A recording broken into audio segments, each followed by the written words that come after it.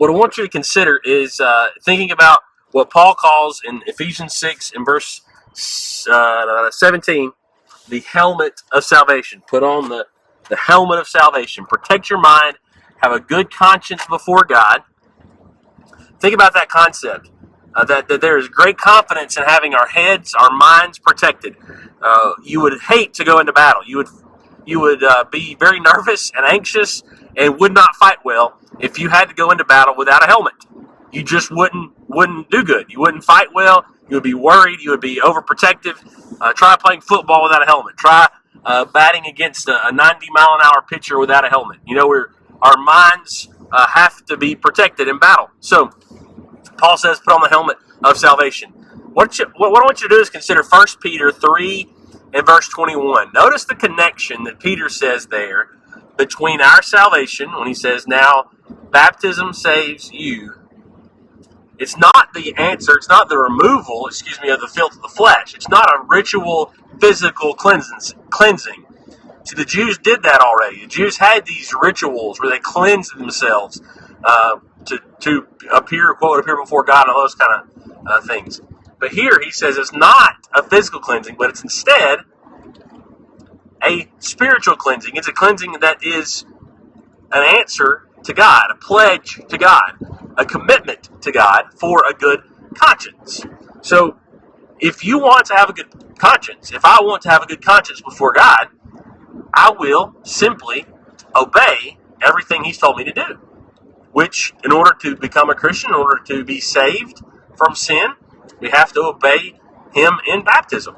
That's what Peter is saying in that point, and we'll get to that in just a minute. But notice, the simple answer to how to have a good conscience before God is to obey Him, is to enjoy the salvation He offers.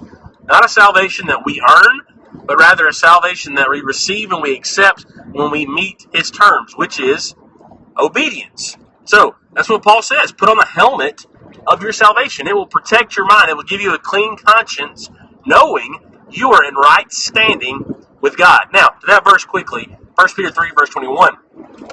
I heard someone just recently from the denominational world make this statement about the NIV translation of that verse, showing that baptism is a symbol.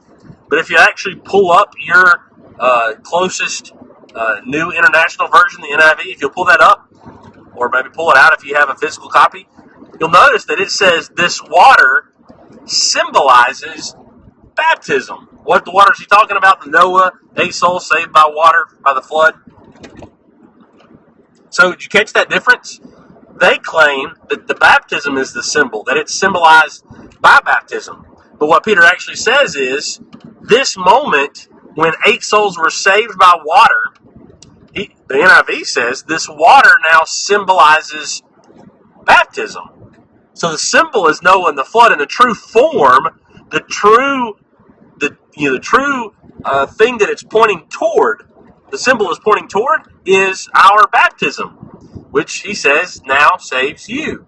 And in the Greek, there's no question what Peter's saying, because baptism is in the nominative case. It's the subject of the sentence.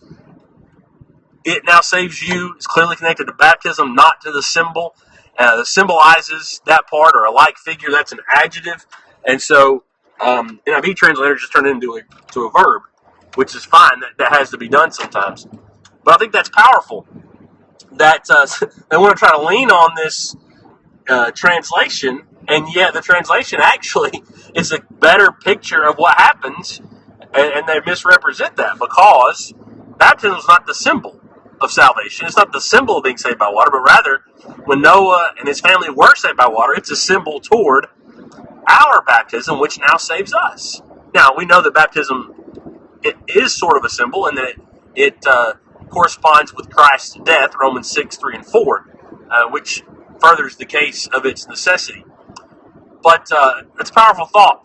All of that, Peter says, because we want to respond to God with a clear conscience. And so the answer, the response, the pledge to God for a clean, good conscience is this: I'm going to obey everything that He's told me to do, and He saves me.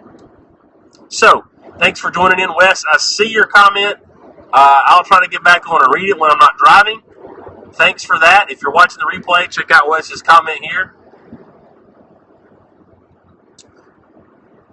Appreciate you for watching, no matter when you're watching, no matter where.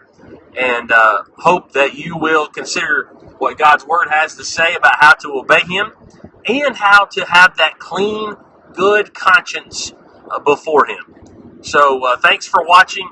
Thanks for the comments, Wes. I'll try to log back on and check those out.